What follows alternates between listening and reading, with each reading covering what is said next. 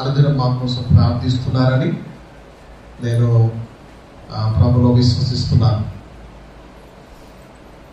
మరొకసారి మరి ప్రభు తన కృప చేత తన సన్నిధానం మందు మనందరినీ నిలబెట్టుకొని ఈ రీతిగా ఆత్మతో సత్యముతో దేవుని ఆరాధించుకునేటువంటి గొప్ప కృప దేవుడు మనకి ఇచ్చినందువలన దేవుణ్ణి నేర్తగానో స్తుతిస్తూ దేవుని బయటపరుస్తూ ఉన్నాను.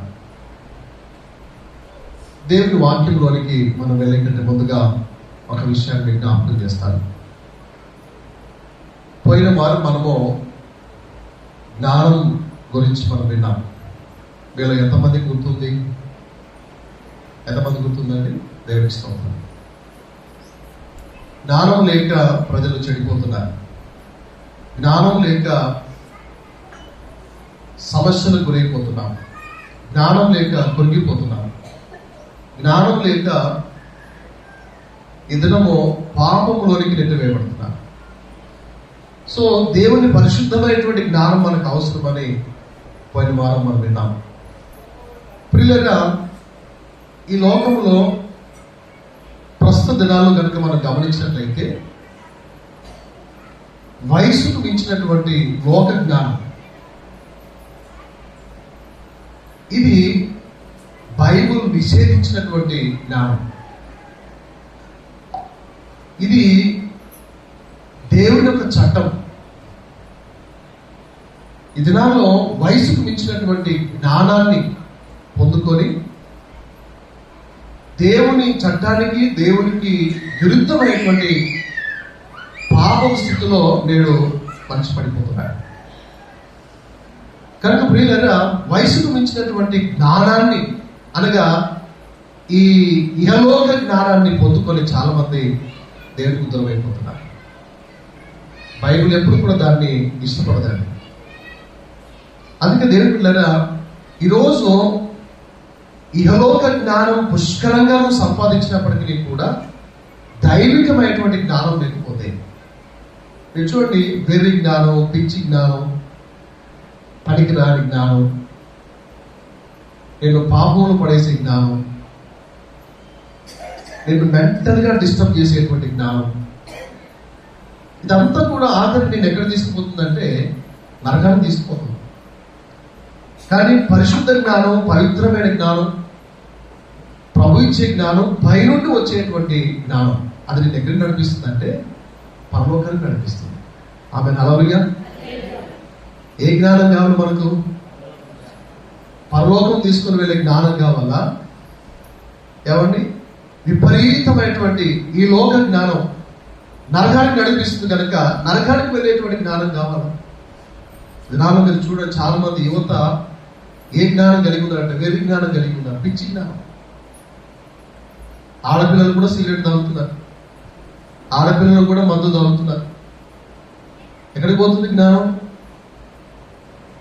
దేవుడు గమనించండి, ఈ విపరీతమైనటువంటి జ్ఞానం దేవుని చట్టం, దేవుని వాక్యం నిషేధించింది.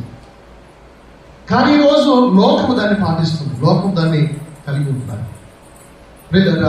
ఎప్పుడు కూడా గుర్తుపెట్టుకోనండి, దేవుని జ్ఞానము పరిశుద్ధతలోనికి నడిపిస్తుంది. దేవునికి స్తోత్రం, హల్లెలూయా.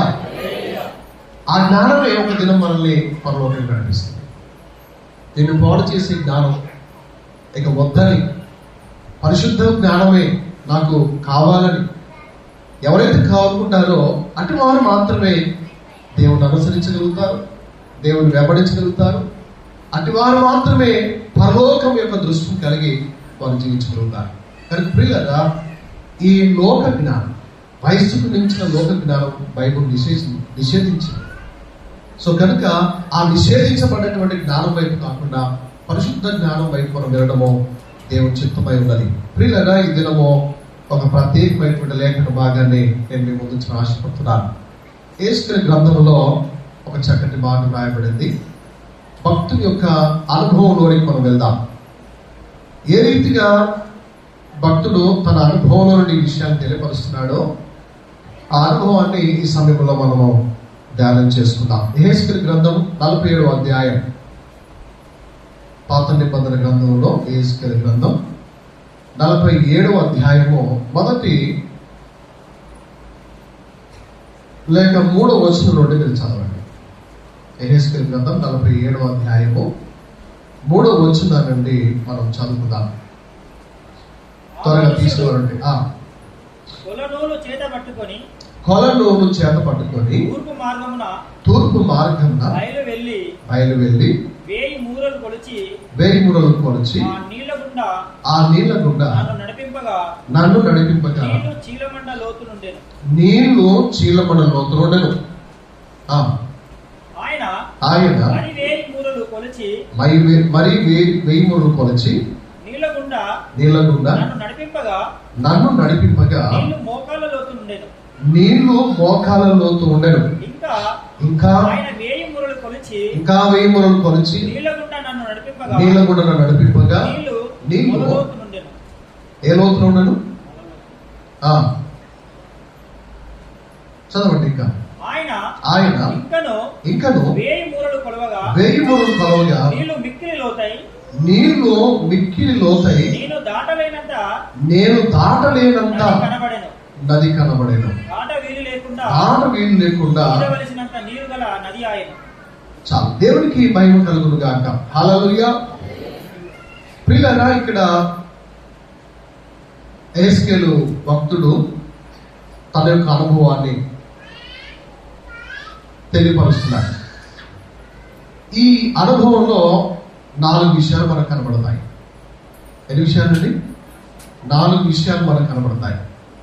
దేవుని చిత్తం అయితే అందులో 3 విషయాల వరకు మాత్రమే మనం ధ్యానించుకొని మనం ముగించుకుందాం. 4 లోతులు గురించి మనం ఇక్కడ గమనించినట్లయితే, ఇక్కడ మందిర గడప కింద నుండి బయలుదేరినటువంటి ఒక జల ప్రవాహం. ఎక్కడ నుండి? మందిర గడప నుండి. ఇప్పుడు ఈ మందిరం ఉంది కదా, దీని గడప ఎక్కడ ఉంది? అక్కడ ఉంది. అలాగే ఆనాడు భక్తుడు అనుభవించినటువంటి ఆ అనుభవంలో ఆ ఆలయంలో ఉన్నటువంటి గడప కింద నుండి క్రమంగా పారుతున్నటువంటి ఆ నీళ్లు ఏమైపోయాయంటే ఒక గొప్ప నదిగా మారింది. అక్కడ నుండి పారుతున్నటువంటి ఆ నీళ్ళంతా కూడా ఒక గొప్ప నదిగా మారింది. ఆ నదిలో నడిచినటువంటి యెహెజ్కేలు 4 లోతుల గురించి చెప్తున్నాడు. ఎన్ని లోతుల గురించి అండి? 4 లోతుల గురించి చెప్తున్నాడు. సో ఈ 4 లోతులు మన ఆత్మీయ జీవితంలో ఎదుగుదలను సూచిస్తున్నాయి. దేన్ని సూచిస్తున్నాయి? ఈ 4 లోతులు మన ఆత్మీయ ఎదుగుదలను సూచిస్తున్నాయి. అందరు చెప్పండి నాతో పాటు. ఈ 4 ఆత్మీయ ఎదుగుదలను సూచిస్తున్నాయి. సో మన ఆత్మీయ ఎదుగుదలను ఈ 4 అనుభవాలు సూచిస్తాయి. సో ఈ 4 అనుభవాల్లో మొట్టమొదటి అనుభవం ఏంటంటే, మనం చదివిన 3వ వచనంలో ఆయన మొట్టమొదటిగా ఆ నీళ్ళ లోనికి దిగినప్పుడు ఎక్కడి వరకు వచ్చాయి నీళ్లు? చీలమండలం వరకు వచ్చినట్టుగా మనం చూస్తాం. సో ఈ చీలమండల లోతు దేన్ని సూచిస్తుంది అంటే మారు మనసును సూచిస్తుంది. దేన్ని సూచిస్తుందండి? మారు మనసును సూచిస్తుంది. ప్రియులారా, ఈ మండలము అంటే పాదములోని కింది భాగం. సో మనం కింద జాయింట్ అంటాం కదండి. సో ఆ జాయింట్ వరకు. సో చీలమండలం అంటే వెనకాలో ఒక బలమైనటువంటి నరం ఉంటుంది. ఈ బలమైనటువంటి నరం మీద కొడితే ఇక లేకపోతే దానికి ఏదైనా తగిలితే నడవలేదు. సో మనిషి వెయిట్ అంతా కూడా దేని జరుగుతుందంటే చీలమండలం మీద ఉంటుంది. ఈ బరువంతా కూడా ఏం మోస్తున్నాయి అంటే నీ పాదములో ఉన్నటువంటి చీలమండలమే మోస్తుంది. దాని మీద వెయిట్ ఉంటుంది. సో నువ్వు నడవాలన్నా నిలబడాలన్నా ఏం చేయాలన్నా కూడా దాని మీదనే వెయిట్ అంతా ఉంటుంది. కనుక మనం ఎక్కడికి వెళ్ళాలన్నా నిలబడాలన్నా ఆ పాదాలపై అనగా చీలమండలం మీదే మనం ఆధారపడి ఉంటాం. అయితే దేవుని బిడ్డలారా గమనించండి, ఒక వ్యక్తి తన జీవితంలో మారు మనసు లేకుండా ఆత్మీయ లోతులోనికి వెళ్ళలేడు. ఏం లేకుండా? మారు మనసు లేకుండా ఆత్మీయ లోతులోనికి వెళ్ళలేడు. సో ఈ దినము మొదటి అనుభవంలో దేవుడు మనకి ఏం నేర్పిస్తున్నాడంటే, ఈ చీలమండ లోతుల్లో ప్రతి వ్యక్తి కూడా మారు మనసు అనేటువంటిది కలిగి ఉండాలి. ఏం కలిగి ఉండాలి? మారు మనసు కలిగి ఉండాలి. దేవుడిగా క్రీస్తులో నువ్వు కొత్త జీవితం ప్రారంభించాలంటే నువ్వేం కలిగి ఉండాలంటే మారు మనసు కలిగి ఉండాలి. ఆయనతో సత్సంబంధం కలిగి ఉండాలంటే, ఆయనతో స్నేహబంధం ఏర్పరచుకోవాలంటే ఏం కలిగి ఉండాలి? మారు మనసు కలిగి ఉండాలి. క్రైస్తవ జీవితంలో లేక క్రైస్తవ విశ్వాస జీవితంలో మన మొదటి అనుభవం ఏమై ఉండాలంటే అది మారు మనసు అయి ఉండాలి. దేవునికి స్తోత్రం. హల్లెలూయా. మారు మనసు అంటే ఏంటి? మనసు మార్చుకోవడం లేక హృదయ తలంపులను మార్చుకోవడం.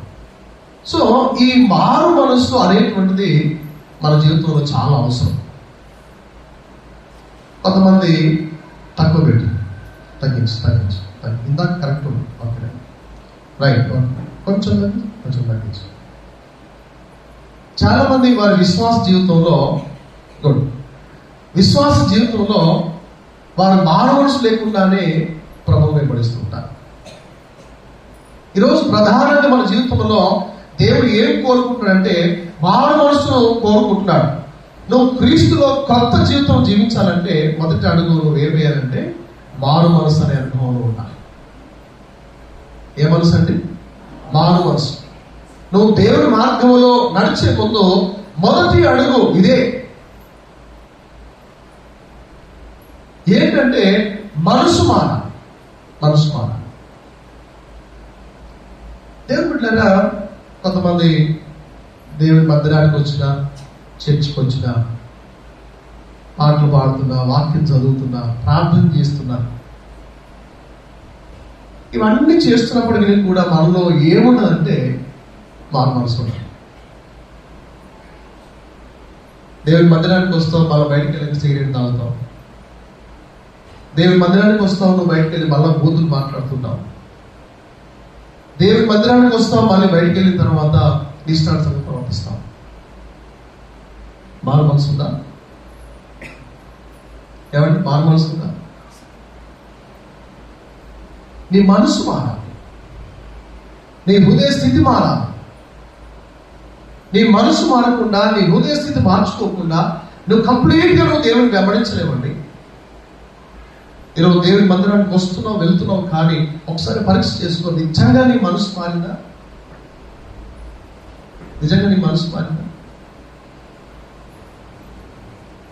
దేవుని బిడ్డలారా, మారిన మనసు యేసయ్యకి ఇష్టం అండి. దేవునికి స్తోత్రం. హల్లెలూయా. నీ మనసు మారితే యేసయ్యకి ఇష్టం. నీ మనసు మారకుండా నువ్వు కంప్లీట్ గా దేవుని సన్నిధిలో ఆయన బిడ్డగా నువ్వు జీవించడం, ఆయన కుమారుడుగా కుమార్తెగా నువ్వు జీవించడం. ఎప్పుడైతే నీ మనసు మార్చుకొని నువ్వు మారు మనసు పొందితే తప్ప కంప్లీట్ గా నువ్వు ప్రభువును సేవించలేవు. కనుక ఈరోజు ప్రధానంగా దేవుడు మన జీవితంలో ఈ మొదటి అనుభవం ఏం కోరుకుంటున్నాడంటే మనసు మారాలి. ఏం మారాలండి? మనసు మారాలి. నినివే పట్టణస్థుల్లో దేవుడు ఏం కోరుకున్నాడండి? నినివే పట్టణానికి యోనాను ఎందుకు వెళ్ళమన్నాడు? ప్రజలు పాడైపోయారు, పాపంలో ఉన్నారు, దుష్టత్వం ఎక్కువైపోయింది, దేవునికి వ్యతిరేకమైనటువంటి కార్యాలు చేస్తూ విచ్చలవిడిగా జీవిస్తున్నటువంటి నినివే పట్టణంకి వెళ్ళమన్నాడు.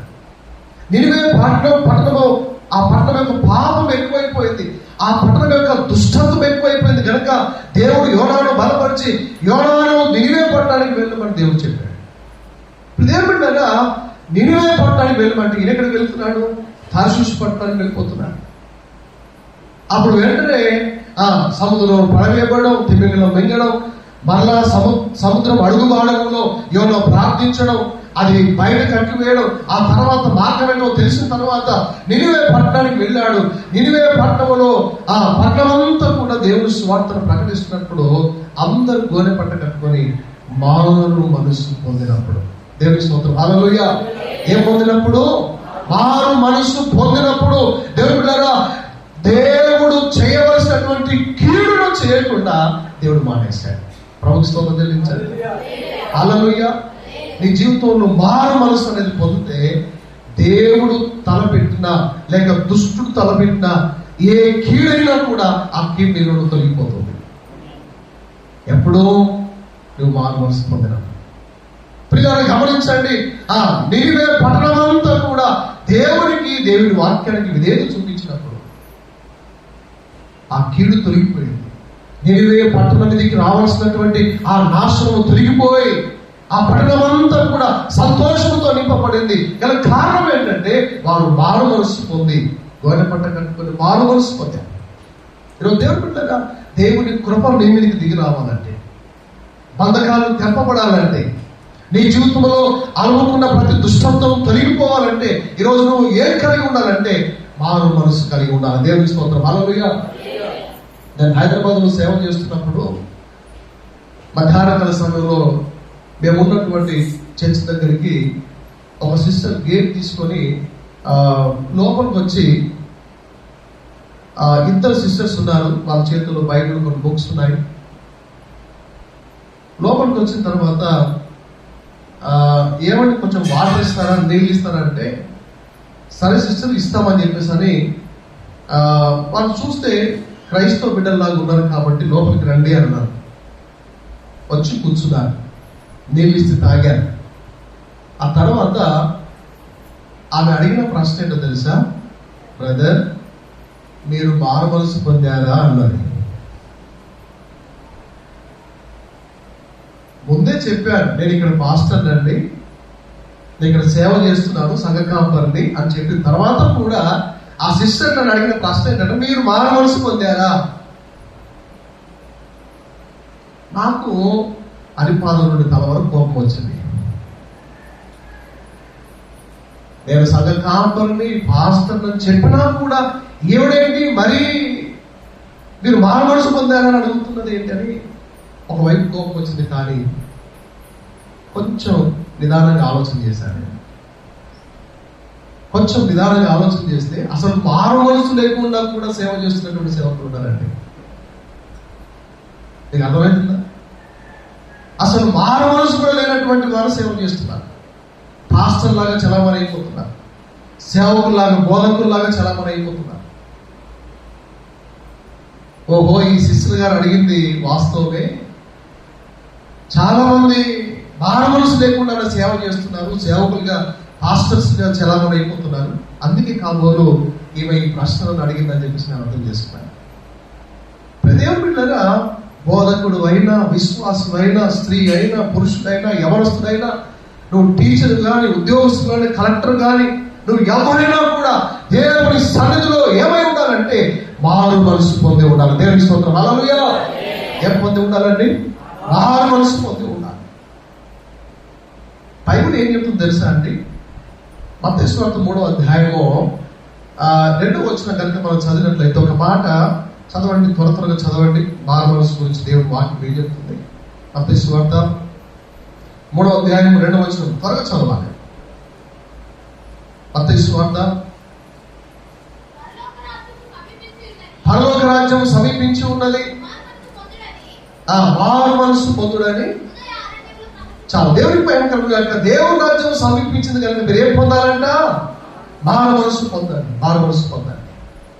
అదే 4వ అధ్యాయం 17వ వచనం భాగంలో కూడా మనం చూసినట్లయితే మరొక మాట దేవుని వాక్యం జ్ఞాపకం చేస్తూ ఉంది. 4వ అధ్యాయం 17వ వచనం, ప్రభువైన యేసుక్రీస్తు వారు ప్రకటించినప్పటి నుండి పరలోక రాజ్యము సమీపించి ఉన్నది కనుక మారు మనసు పొందుడని.